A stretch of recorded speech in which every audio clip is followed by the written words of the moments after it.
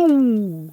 Now, why make a video about these really obscure items that are in Left 4 Dead 2? Or maybe even talk about the cool ones that are out there. Well, I have made videos on that, so make sure to check that out. There's actually plenty more stuff to even talk about, as there's actually some very underrated tools that a lot of people don't think are in the game, or they completely overlook them. There's also tons of bugs and glitches you can gladly enjoy.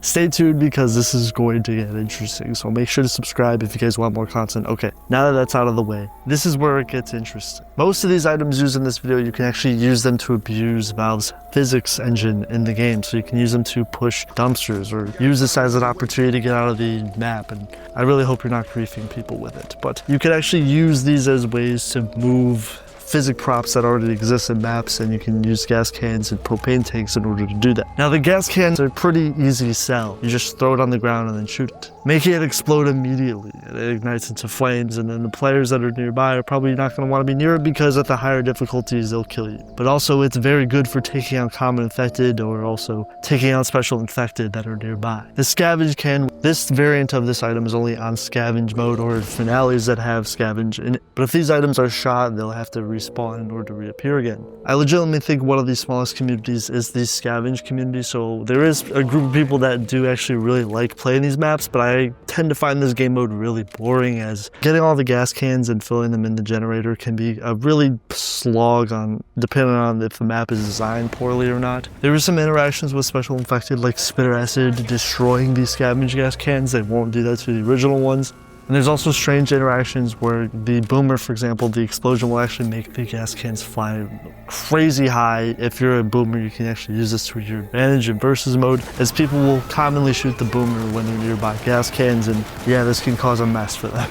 The propane tank, in my opinion, I mean, you would probably look at it and say it's just a stupid propane tank, but it's probably one of the most underrated items in this video, because it's commonly overlooked as totally trash, and people just don't ever use it unless, you know, they just feel like using it because they're bored. When in reality, the gas can is really good because it, you know, does its job pretty well. The propane tank is a little bit more specific on what it can do, as it puts the infected in a stun animation, or it immediately KOs them. At the beginning of finales, most people just shoot the propane tanks right away, and they just don't even think that much about it, when in reality, if you save the propane tanks for the boss special infected, more specifically like tanks and witches, yes, you can actually use the stun animation to deal a lot of damage towards tanks, and actually maybe get some melee hits in there, or leave them stunned, and you can run away from the tank. It is actually a really good tool for allowing survivors to escape from situations. If you use this item, tanks just tend to, you know, get really mad, because this is a really tricky item when dealing with it in versus. So the blast from the propane tank is more helpful than people actually really realize. Like, for example, the witch, if you use this exact blast on the witch, she'll actually become stunned, and you can use this as a way to actually kill the witch. So if you're going to take anything from this video, just know that the propane tank, it's not bad. Another variant of the propane tank is the oxygen tank, which is found in, you know, the maps where you would think there would be an oxygen tank, like No Mercy map 4, for example. And they actually decided to buff the oxygen tank in more recent updates, allowing the hiss noise to attract zombies. So it's like a small pipe bomb. I actually think this is probably one of the coolest ways to buff the oxygen tank, because people commonly don't even acknowledge its existence, when really it's pretty similar to the propane tank, just with the delay. A variant of the gas can would be the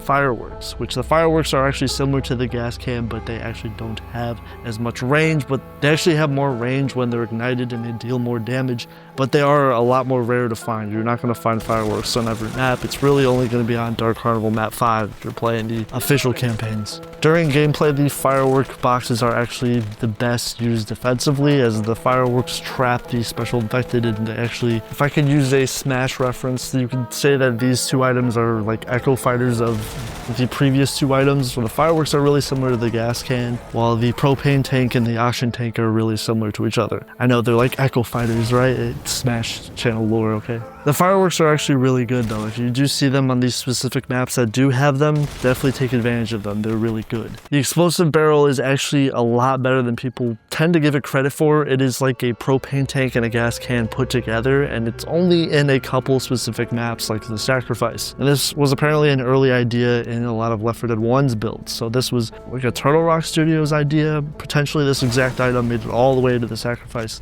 and it is only really seen in this campaign or custom campaigns. But if you do actually use it, it is really good. The fire deals a lot of damage, and it also can deal another fire effect by the ricochet debris that goes around from the explosion. You have to be a safe distance, as this can be used against the survivors in a lot of the more close cornered areas of the sacrifice. If you shoot the barrel while the survivors are nearby, you can accidentally take them out, which you don't want to do that. Also, these special infected can take advantage of these opportunities, and if you're a boomer, for example, you can do this type of stuff. But if the survivors are that dumb and they tend to be this stupid, this actually can work against them. So again, the explosive barrel is a really risky tool, but it can be rewarding when used in the right scenarios. Unfortunately though, you can't move these barrels. They just sit exactly where they are in the map, and that's pretty much it. You can't pick them up like any other item in this video. So you have to be wise when using this item, especially on those higher difficulties, because it can work against the survivors just like any other item here can.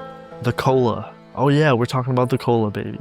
This item is only seen on map 2 of Dead Center, and it's pretty hard to miss the cola because during the panic event there's always an arrow that's pointing nearby it.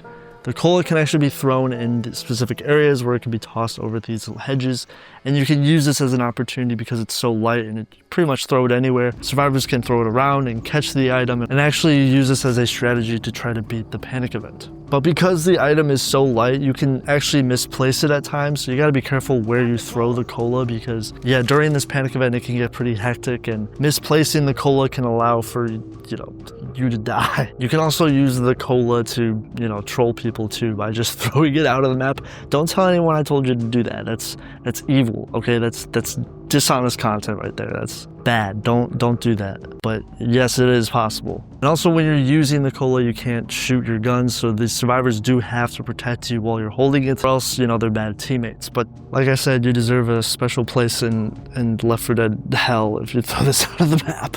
Gnome Chomsky. Now this is the best item in the game. This is actually a Dark Carnival exclusive. It's also featured in Half-Life 2 Episode 2, and it's a part of a very iconic part of Left 4 Dead 2's lore, where you can get an achievement for completing Dark Carnival with the gnome. If you actually manage to get 750 points on the minigame, and then if you bring it all the way to the finale, that's how you get the achievement.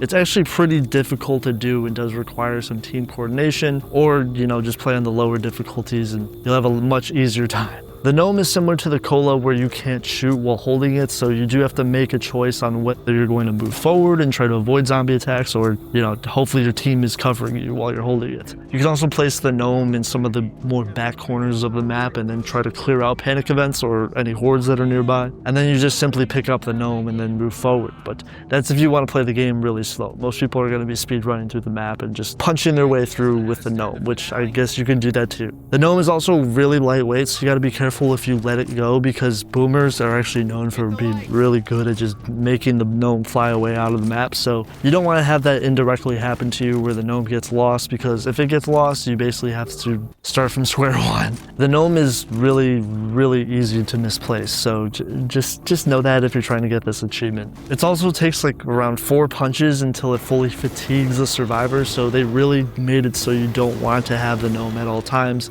and use it as your just sole weapon during panic events. I wouldn't even call it a weapon at this point, but I guess maybe spiritually it is. Discord down below if you guys want to run that up. Link in the description down below. Also, make sure to subscribe if you want more videos like this. Thank you so much for watching all the way through. Take care. Peace.